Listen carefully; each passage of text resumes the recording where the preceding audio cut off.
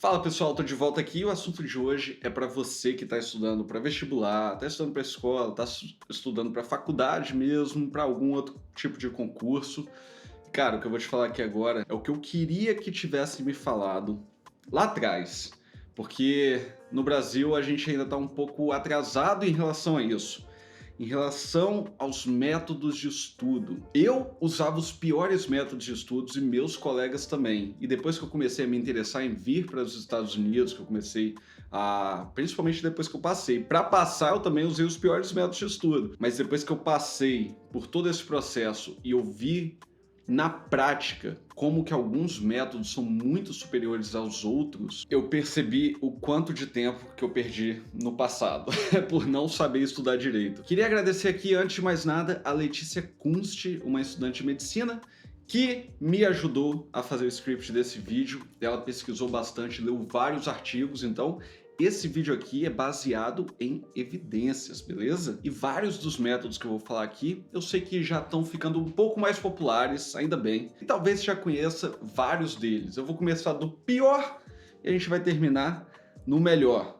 Vamos lá? Um dos piores de todos e um dos mais usados é sublinhar o que você está lendo ou grifar, marcar o que você está lendo. Eu recomendo que você não faça esse. Por um lado, é um método muito simples de estudo, que você já está lendo aquele conteúdo, então basta que você grife. Só que ao prestar atenção nas palavras-chave, o que exatamente que eu preciso, cara, eu não posso esquecer dessa palavra aqui, você acaba não prestando tanta atenção na informação como um todo. E claro, um erro muito comum desse método é grifar tudo que você vê pela frente, que não adianta de nada, né? Em seguida vem a releitura. Apesar de parecer, né, logicamente, parece assim que, pô, tô lendo o conteúdo de novo, né? Mas você tá lendo com as mesmas palavras, o mesmo conteúdo, falando a mesma coisa.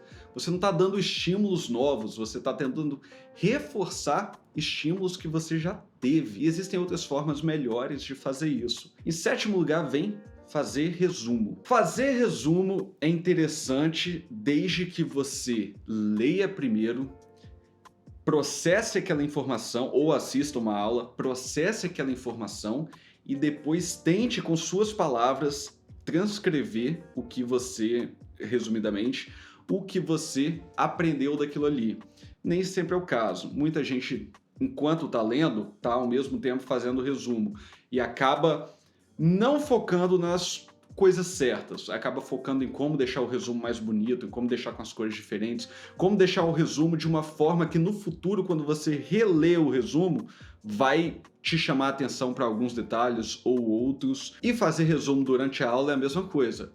Enquanto o professor ou a pessoa que estiver explicando aquele tópico está falando, você acaba perdendo informações importantes porque você está concentrado em outra atividade. E esses três métodos que eu citei até agora, eu recomendo que você use o mínimo possível. Fazer resumo dessa forma, além de ser pouquíssimo eficaz, gasta muito tempo que você também poderia estar investindo em métodos mais eficazes. A partir de agora, eu diria que o ideal seria fazer uma combinação de todos os métodos que eu vou falar de agora para frente. Todos eles são muito bons. Em sexto lugar é a criação de imagens, mapas mentais, alguma representação gráfica daquilo que você está estudando. O uso de imagens a partir de um texto, por exemplo, é uma informação completamente nova para você e você consegue processar aquela informação e criar algo novo a partir dela, mas diferente. Não é simplesmente um resumo.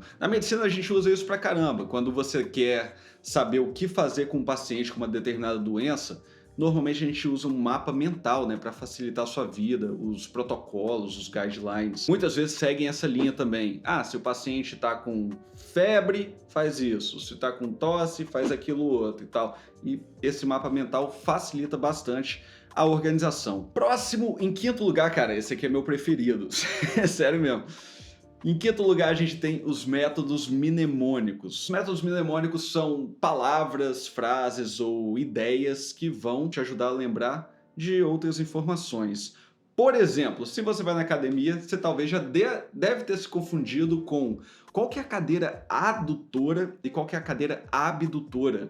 Ah, a cadeira abdutora é de abrir. Então, a cadeira abdutora é de abrir e a adutora é de fechar. Esse é um exemplo de método mnemônico que talvez você já tenha até ouvido falar, né?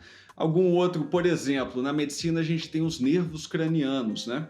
Então, qual que é o nervo olfatório? É o nervo craniano 1, porque o 1 parece um narizinho.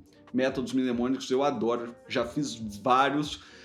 Às vezes eles são difíceis de fazer e às vezes eles são tão complexos que é melhor você gravar logo o que você tem que gravar. Lembrar do método mnemônico pode ser mais difícil. Então essa seria a desvantagem dele. Então tem que saber exatamente aí quando usar e quando não usar, beleza? Esse próximo método é a autoexplicação. A autoexplicação, a explicação daquele conteúdo, né? Você lê um conteúdo, absorve uma informação, processa e para você transmitir essa informação novamente, você precisa que ela seja muito bem organizada na sua mente e isso, claro, fortalece ainda mais aquelas conexões neurais que você fez para chegar àquela informação. E é assim que nossa memória funciona. Quanto mais conexões diferentes você tiver, quanto mais estímulos diferentes você tiver para uma mesma informação, mais forte vai ser aquela memória. Uma grande desvantagem desse método é que também gasta bastante tempo, mas na maioria das vezes é um bom investimento do seu tempo e não um tempo jogado fora. Agora esses dois próximos que eu vou falar, é difícil organizar assim, mas esse aqui é superior a esse e tal. Mas eu vou chamar esse aqui de terceiro lugar, tá bom? Que seria você criar perguntas para você mesmo responder. Isso pode ser feito em formato de flashcards, por exemplo, que são cartões que na frente tem a pergunta e atrás tem a resposta. Esse é um dos métodos que diferencia, por exemplo, um aluno médio dos melhores alunos da turma. Como hoje cada vez mais e mais pessoas estão usando esses métodos mais eficazes, né? O nível está ficando bem mais alto, então está ficando mais difícil de se destacar. Em segundo lugar, a gente colocou os testes práticos, que é fazer questão. Você já deve ter percebido aqui que quanto mais ativo você for nos seus estudos, não só passivo de estar recebendo a informação, mas está processando e se forçando a recordar aquela informação e tudo mais, quanto mais ativo, mais forte aquela informação vai ficar, mais firme aquela memória vai ser. E fazer questão é uma forma de estudo ativo excelente. E em primeiríssimo lugar, seria você fazer uma combinação desses métodos, estudar o máximo possível para você aprender quando que cada um deles vai ser melhor, quando que vai ser bom você usar um método mnemônico, quando que vai ser mais vantajoso.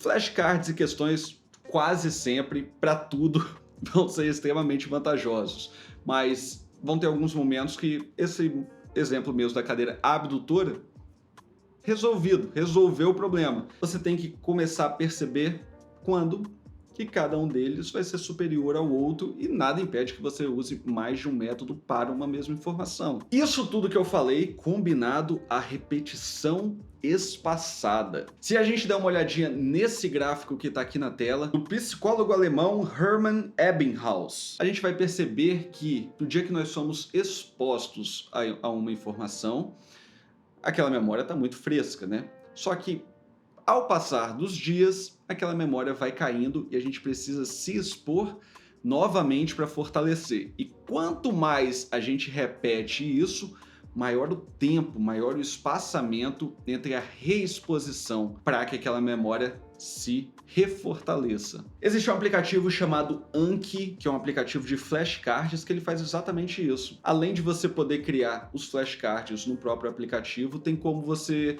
quando responder uma carta lá, colocasse ela, essa carta aqui é difícil, essa carta aqui é fácil, essa carta é muito fácil.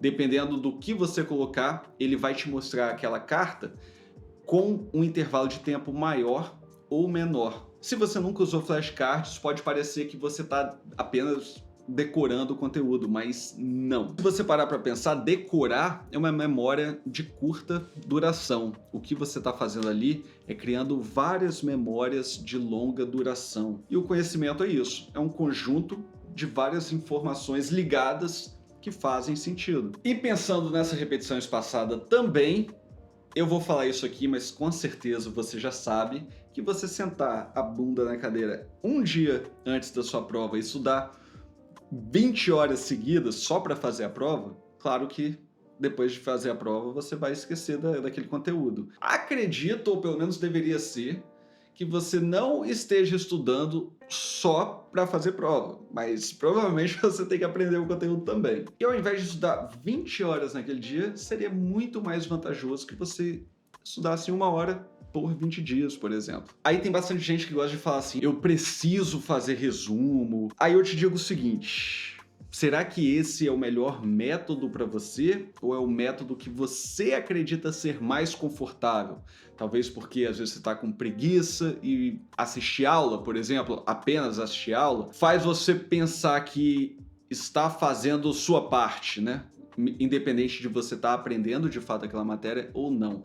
Então isso daí que a gente tem que ter uma autoconsciência. Hoje em dia, já é bem claro que as pessoas que seguem mais, com maior frequência, esses métodos mais eficazes, elas têm uma performance melhor. Então faz o teste e depois conta pra mim. Espero que você tenha gostado desse vídeo de hoje. É um vídeo que eu queria ter assistido há 10 anos atrás, 15 anos atrás, sei lá quantos anos atrás, quando eu era novinho, mas não aconteceu, não tem problema, daqui pra frente eu coloco em prática. Tenha um ótimo dia, uma vida incrível e até a próxima.